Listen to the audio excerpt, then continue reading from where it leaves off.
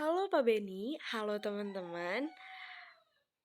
Sebelumnya nama aku Gia Shinta Saria Manik, kelas 12 IPS 1, absen 14. Aku pengen ngajak kalian sama-sama telusurin gimana sih persebaran sumber daya alam di Indonesia.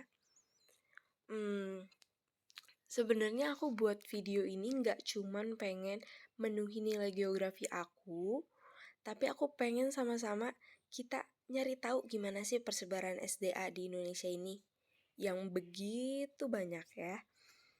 Nah, aku harap kalian nyimak juga ya, oke? Kita next slide. Sebelum kita masuk ke jenis sumber daya alam nih. Jadi apa sih sumber daya alam itu? Jadi sumber daya alam itu adalah sesuatu yang tumbuh dan ada di alam yang fungsinya nanti bakal dipakai untuk menuhin semua kegiatan manusia. Nah, sumber daya alam ini emang ada dua jenis. Yang pertama itu sumber daya alam yang dapat diperbarui dan sumber daya alam yang tidak dapat diperbarui. Sumber daya alam yang dapat diperbarui ini adalah sumber daya yang terus ada selama penggunaannya dan tidak dieksploitasi secara berlebihan.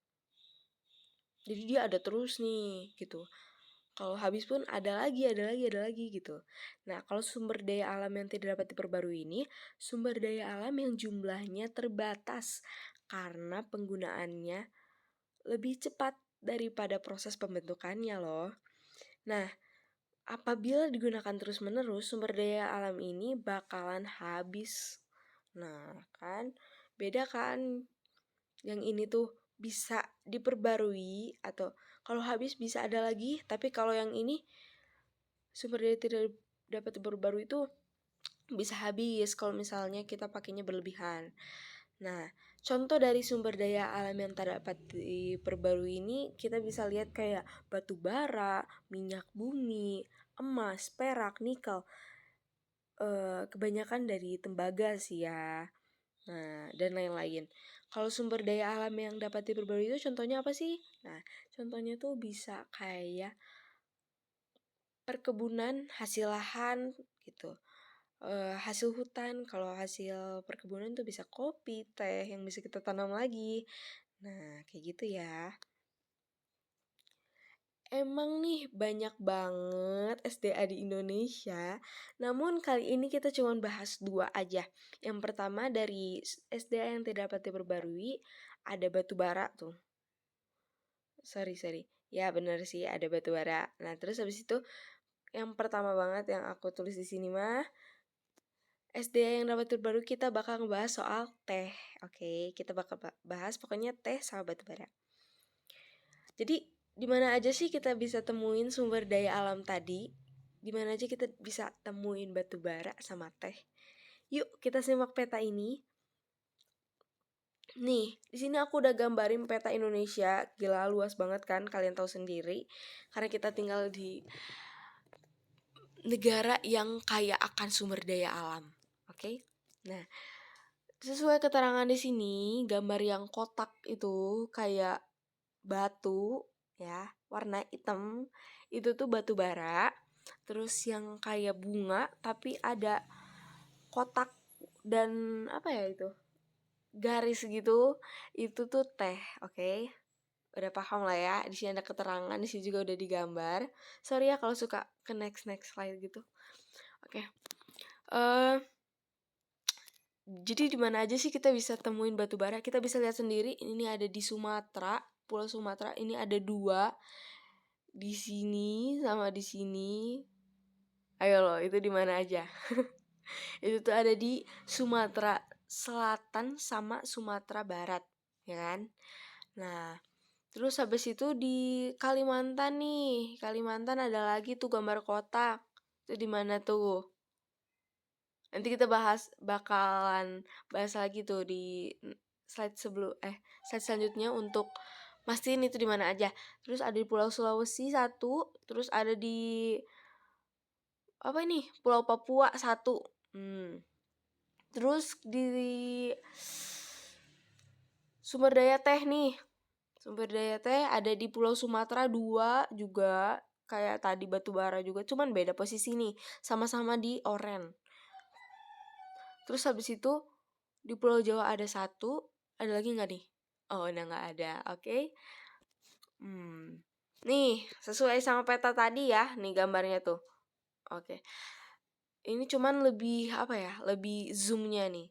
Batu bara kita bisa temuin di Pulau Sumatera, khususnya di Sumatera Barat dan Sumatera Selatan yang tadi udah aku jelasin. Pulau Kalimantan, sorry, ini gambar Pulau Kalimantannya kenapa ya? Oke, kita bisa lihat gambar di sini Kalimantan kayak gimana, beda banget ya, sorry ya. Ada kesalahan teknis. Di Pulau Kalimantan kita bisa ngelihat batu bara khususnya di Kalimantan Timur. Di sini Kalimantan Timur ya, teman-teman. Oke, kalau di Pulau Sulawesi kita bisa ngelihat batu bara di Sulawesi Tengah. Nih, Sulawesi Tengah. Di atas. Nggak tengah sih. Nggak di atas sih, di tengah. Oke, untuk Pulau Papua kita bisa ngelihat tepatnya di NTT. Tuh, di sini ya, NTT. Oke, terus kita ngelihat kebun teh ada di mana? Tadi ada di Pulau Sumatera sama Pulau Jawa ya. Di Pulau Sumatera kita bisa lihat kebun teh yang paling banyak ada di Sumatera Barat dan Sumatera Utara. Untuk di Pulau Jawa kita bisa lihat di kota kita sendiri, di pulau kita sendiri di Jawa Barat ya. Di Provinsi Jawa Barat. Banyak banget kan, apalagi tuh di daerah Lembang. Aduh. Oke. Jadi apa sih manfaat batu bara? Kita bakalan bahas nih. Jadi manfaat dari batu bara itu sering dipakai buat manusia sebagai sumber energi pembangkit listrik, penghasil produk gas, pendukung industri aluminium, pendukung industri produk baja, bermanfaat untuk industri semen, dan terakhir berguna untuk industri kertas pastinya.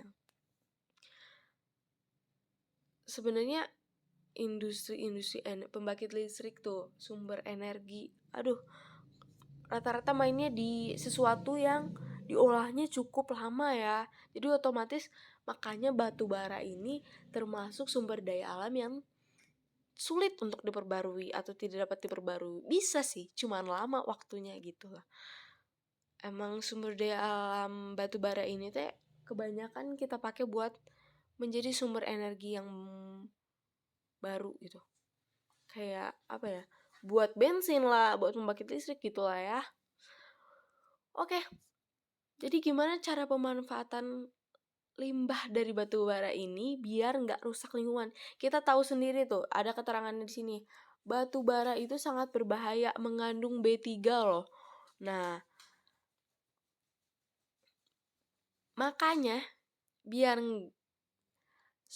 limbah ini nggak nimbulin kerusakan bagi lingkungan, kita bisa ganti bahan baku lain seperti biomasa. Nah, selain itu kita bisa manfaatin 4 infrastruktur dari kegiatan di atas. Apa aja tuh kegiatan di atasnya? Sebenarnya nih, limbah batu bara bisa bernilai ekonomis apabila dimanfaatkan untuk infrastruktur. Apa aja tuh infrastrukturnya? Kita bisa pakai buat yang pertama, bahan baku pembuatan jalan. Tuh. Terus konblok, terus semen, terus bahan baku pupuk. Wah, banyak banget ya. Biar nggak ngerusak lingkungan, ternyata banyak banget ya yang bisa kita lakuin. Selanjutnya nih, apa manfaat budidaya teh? Yang pertama kita bisa jadiin keripik, minuman atau es krim, dan berbagai inovasi makanan dan minuman lainnya yang bisa kita perjualbelikan. Nah, tuh dapat untungnya kan. Nah, ujungnya dapat memperoleh pendapatan untuk penduduk sekitar. Lalu kalau misalnya udah selain dapat nih kita pemasukan, kita juga bisa ngurangin polusi dan ngasilin oksigen yang pastinya lebih segar buat masyarakat ya gak? Nah, tuh banyak banget kan manfaatnya. Jadi kesimpulan dan solusi itu dari sumber daya tambang yang tadi itu contohnya ada batu bara, kita bisa lakuin penghematan pemakaian bahan-bahan tambang, jadi nggak terlalu berlebihan. Terus yang kedua, kita bisa mencari bahan pengganti yang sama kegunaannya dengan bahan tambang tersebut. Kayak tadi tuh apa tuh, batu bara apa yo? Ya, biomasa. Nah, terus habis itu kita bisa melakukan reklamasi bekas lahan tambang meliputi 1. Penataan bekas lahan tambang, 2. Penanaman kembali atau pembentukan kembali, ketiga. Pengelolaan air dan tanah, yang keempat. Mengelola kadar asam sisa tambang atau bisa dibilang tadi limbah, kita bisa mengelola limbahnya, oke? Terus kesimpulan lainnya dari pengelolaan lahan nih, pemanfaatan lahan berarti menggunakan lahan sesuai dengan fungsinya. Kita garis bawah nih, fungsinya. Misalnya lahan hutan digunakan untuk bangunan adalah salah tuh. Jadi kalau misalnya mau dipakai nih buat bangunan ya, tapi dipilah-pilah juga, nggak semuanya buat bahan bangunan dong gitu, oke? Kayak teh juga tadi tuh, jangan sampai gak ada lahan buat kita nanam teh, karena kita butuh oksigen, butuh pemasukan juga dari teh itu.